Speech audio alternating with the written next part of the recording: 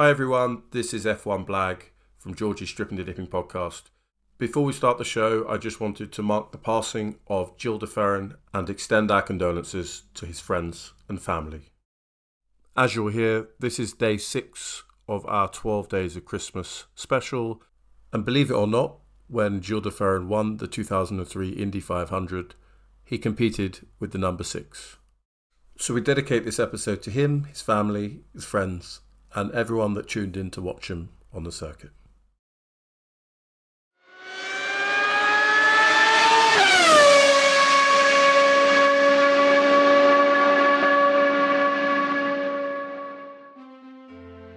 Hello and welcome to Georgie's Stripping the Dipping podcast.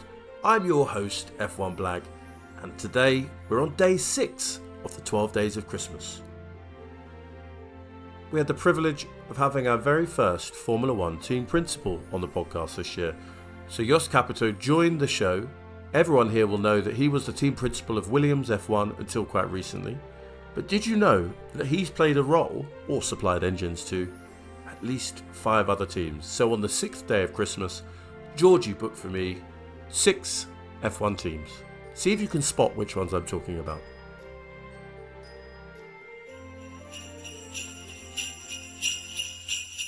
Let's fast forward a little bit to 1996. You joined Sauber, the F1 team, and from 1998 to 2001, you were the COO of Red Bull Sauber. So just maybe for some of our listeners who aren't brushed up on their history, Red Bull Sauber started in 95 with Dietrich Mateschitz throwing his hat into the Formula One ring, and you can really see how far Red Bull has come, right? From that time when they were just a sponsor to then in 2004 being a full racing team after the purchase of the Jaguar racing team. And unfortunately, last year we lost Dietrich, and it was a very sad time, I think, for all of motorsports. Across the different disciplines, he had such an impact, and I'm sure you probably had some interactions with him along. Yeah, I had quite a lot of interactions with him. It was, one of my best friends from racing motocross and enduro is Heinz Kinnegartner, the Austrian who has been motocross world champion. And he was the first motorsport guy being sponsored and partnered with Red Bull. So I had this link into Red Bull from a very early age and seen what they have done. Seeing that the good friend is supported by Red Bull and was the first guy. And then when I went to Sauber, then Red Bull bought into the team during the time I was there. I started there in 96 to build up the commercial company, Red Bull Sauber Engineering, that was localized just beside the Formula One team. So I had the relations with the guys there. As Max Welti, who was my boss at Porsche as a motorsport director, he went to Sauber where he was before as well, and he convinced me to join Sauber Petronas Engineering and build up the commercial engineering department or company. And then in 98, the Formula One team, they did an external study and to find out what they have to do to become more competitive in Formula One. And the result was that the team has to develop from a traditional race team into engineering and process driven engineering company.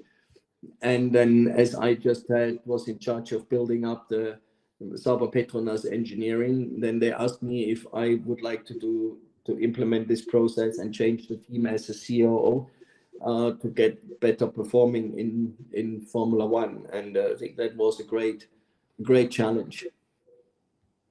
Yeah, and a challenge that was definitely helped out by the signing of young Iceman Kimi Raikkonen, who in 2001 helped the team to get to 4th in the constructor standings. What was it like having Kimi Raikkonen on the race team? Fiery guy. Yeah, it was. At Sauber in 2000, we were looking for, let's say, who we had to replace Alesi and so who we want, and we looked into Jensen Button at that time, but he has signed at Renault at the time we were there. And Jensen's manager said that he's got a young Finn who is really good and we should look into. He gave me the name and I did some research in the magazines, and I found out that he won kart races in the wet with slick tires because the family couldn't afford wet tires. And I've seen what he followed him in his couple of Formula 3 races he had done. Was not many, was only I think 4 or 5 when talked to him. And we invited him to Hinwil. And I think from the first time I met him, looking into his eyes and seeing his determination, it was clear that we said, I want this guy to race for Sauber. And it was then quite hard to convince Peter.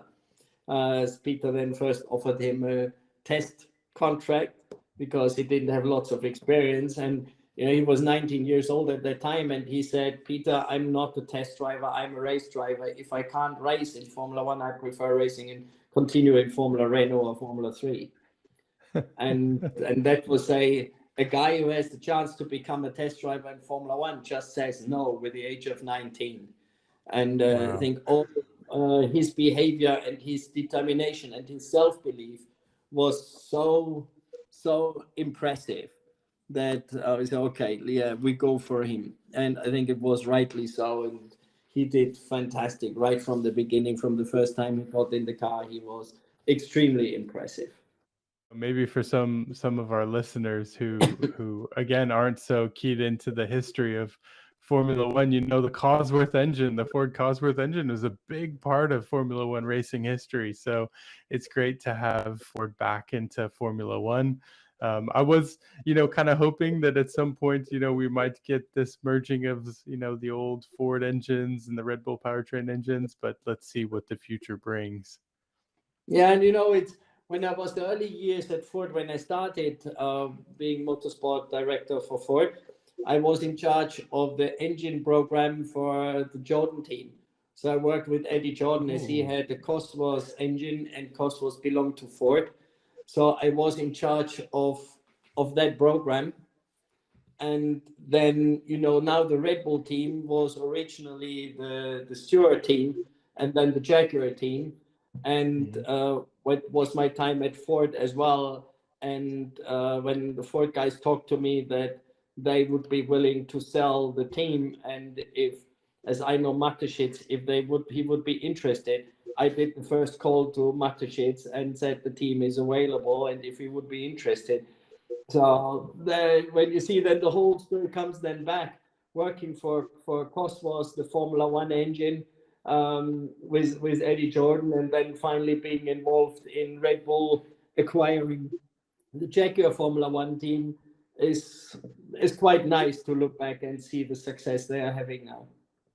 Wow, yes, I did not know that story. That's incredible. I myself am a Red Bull racing fan, so I can say that I got a chance to talk to someone who actually was one of the ones to get the Red Bull racing team on the radar for Dietrich Mateschitz from Jaguar side. That's really a fantastic story.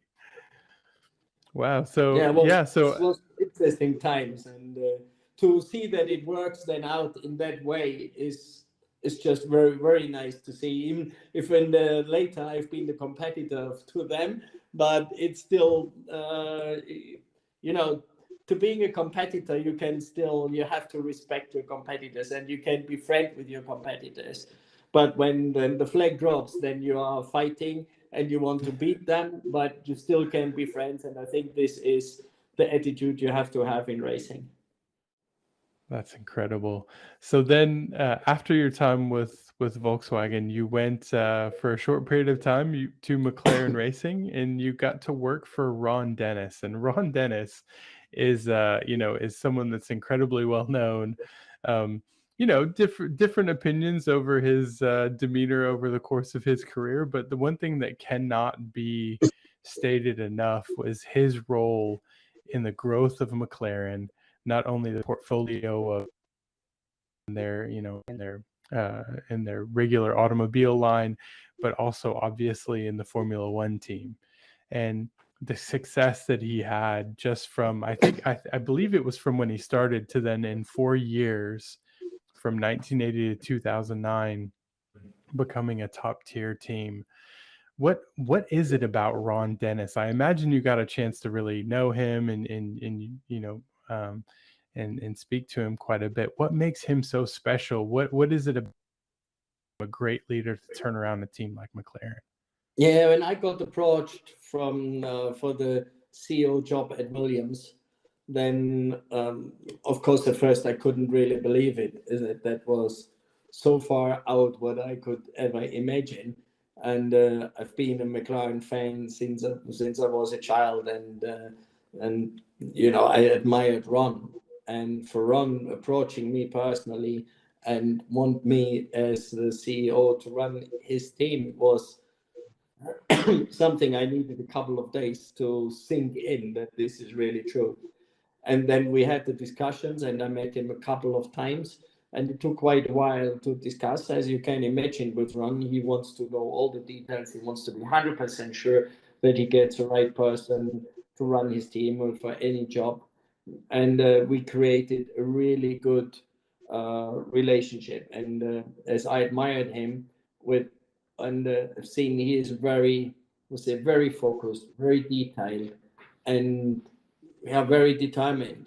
And I created a really good, friendly relationship with him, and it was so great to work with him. Even it was only 3 months, but I learned so much in before I started the job, in negotiating with him, discussing with him the future of the team, where he wants to take it, and then working with him was a fantastic experience I would not want to miss.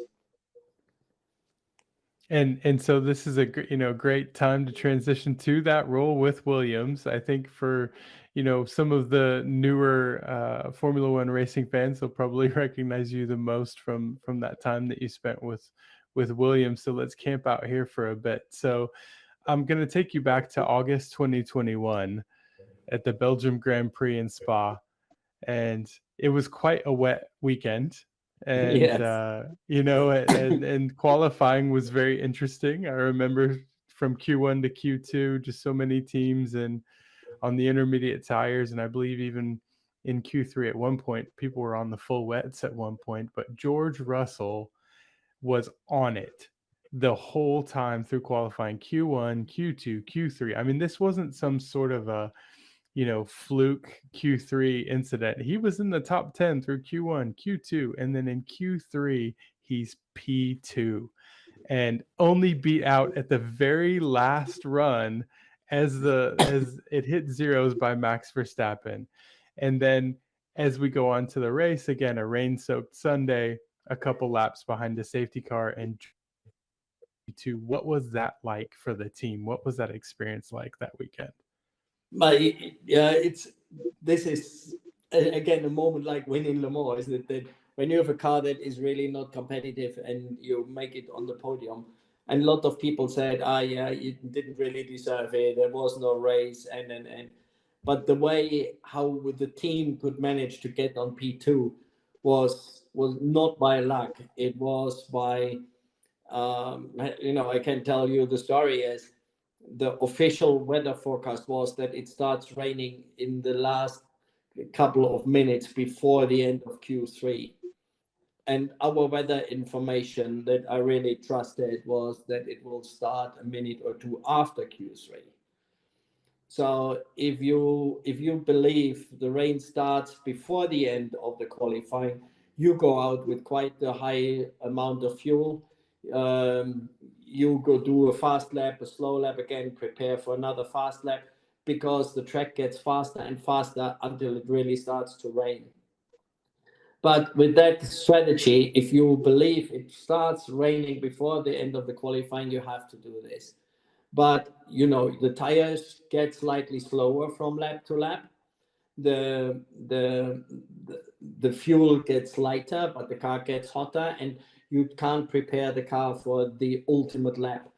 And as we believe in our weather forecast that it will rain just after Q3, we stayed in the garage, and people said, we got messages, are you stupid? Everybody's out, you're in the garage. And then we prepared really for this final lap, believing that it will not rain according to the data we had. And then we could go out, prepare the tires rightly for one lap, having the lowest amount of fuel, the car being perfectly prepared. And that made George being focused on that lap, and he did an outstanding job as well, getting the P2 in qualifying. And I think this strategy, this how the team believed in the data we had, this commitment that everybody gave in that fast and this last lap really made us deserve the podium. And then the podium for the team was like something we've never expected, and it really welded the team again so much together, that was a big part of building the future for Williams to be successful again. Thank you very much for listening to the 12 Days of Christmas here on Georgie's Stripping the Dipping podcast. I've been your unusual co-host F1 Blag. Don't forget to like, share and subscribe, and give us a follow both on Twitter and on Instagram at Strip the Dip. Until next time, bye.